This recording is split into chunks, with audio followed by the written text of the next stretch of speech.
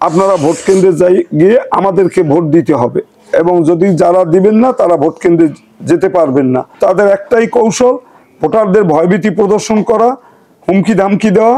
আমাদের প্রতিপক্ষ যে দলটি যারা নিজেদেরকে মনে করে এই মুহূর্তে তারা ক্ষমতায় এসে গেছে অথবা ক্ষমতায় আসবে, আসন্ন জাতীয় সংসদ নির্বাচন উপলক্ষে জনগণের মাঝে ভোটারদের মাঝে একটা উৎসাহ উদ্দীপনা যেমন লক্ষ্য করা যাচ্ছে, পাশাপাশি তাদের ভিতরে একটা উদ্বেগও আছে যে আসলে প্রকৃতপক্ষে নির্বাচনটা অবাধ এবং সুষ্ঠু হবে কিনা। কারণ আমাদের প্রতিপক্ষ কোনো একটি সংগঠন প্রতিনিয়ত নির্বাচনী প্রচারে এবং ভোটারদের কাছে গিয়ে বিভিন্ন ধরনের ভয়ভীতি হুমকি প্রদর্শন করতেছে। তাদের কথা একটাই, এইখানে আপনারা জয়লাভ করলেও আমরা সারা বাংলাদেশে সরকার গঠন করব এবং নির্বাচনে আপনারা ভোট কেন্দ্রে গিয়ে আমাদেরকে ভোট দিতে হবে এবং যদি যারা দিবেন না তারা ভোট কেন্দ্রে যেতে পারবেন না। এই যে কথা এবং প্রকাশ্যেই তারা বিভিন্নভাবে হুমকি ধামকি এবং বিভিন্ন ধরনের তাদের আচরণে মানুষ অনেকটা দ্বিধা দ্বন্দ্বে ভুগছে এবং দেশের আইন শৃঙ্খলা পরিস্থিতিও অতটা ভালো না, যার জন্য মানুষ বিশ্বাস করতে পারতেছে না যে আসলেই সুষ্ঠু নির্বাচন হবে কিনা।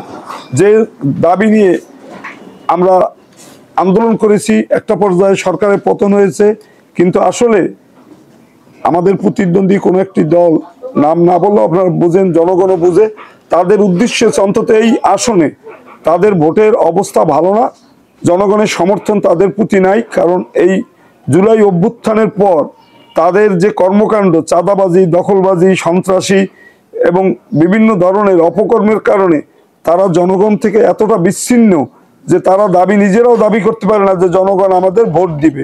কিন্তু তাদের একটাই কৌশল ভোটারদের ভয়ভীতি প্রদর্শন করা, হুমকি ধামকি দেওয়া এবং বিভিন্ন ধরনের কাজ যেগুলা মানুষের মনে একটা ভীতির সঞ্চার করে। তারপর আমি মনে করি এই এলাকার জনগণ, ইসলাম প্রিয় জনগণ, এই এলাকাটা হচ্ছে সবসময় ধর্মীয় অনুভূতিতে মানুষ এখানে কাজ করে। একমাত্র স্মার্ট সিটি বসুন্ধরা, আধুনিকতায় এক ধাপ এগিয়ে।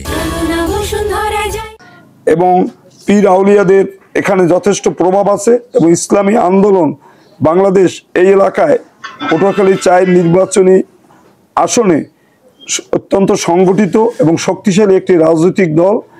বিগত ইউনিয়ন পরিষদ নির্বাচনগুলোর দিকে তাকালে আমরা দেখব সেখানে আমাদের একমাত্র আওয়ামী লীগের পর দ্বিতীয় অবস্থানই ছিল ইসলামী আন্দোলন। আমাদের প্রতিপক্ষ যে দলটি যারা নিজেদেরকে মনে করে এই মুহূর্তে তারা ক্ষমতায় এসে গেছে অথবা ক্ষমতায় আসবে, সেই নির্বাচনগুলোতে দেখা গেছে কোনো ইউনিয়নে তারা প্রার্থীও দিতে পারেনি।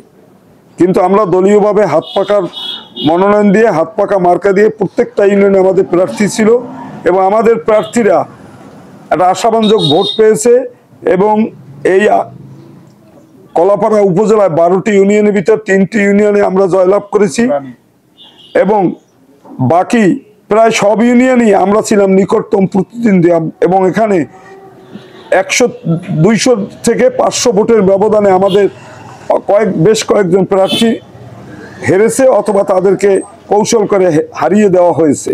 তো এই কারণে এবং তারপর জুলাই বিপ্লবে ইসলামী আন্দোলনের যে গৌরবোজ্জ্বল ভূমিকা ছিল এবং সাহসী ভূমিকা ছিল এবং দেশের বর্তমান প্রেক্ষাপটে ইসলামী আন্দোলনের আমির যেভাবে জাতীয় রাজনীতিতে প্রভাব বিস্তার করতেছেন বা বক্তব্য রাখতেছেন, দেশের জনগণ ইসলামী আন্দোলনের প্রতি আগের চাইতে আরও অনেক বেশি আকৃষ্ট হয়েছে এবং ইসলামী আন্দোলনের সংগঠন আগের চেয়ে অনেক বেশি শক্তিশালী হয়েছে।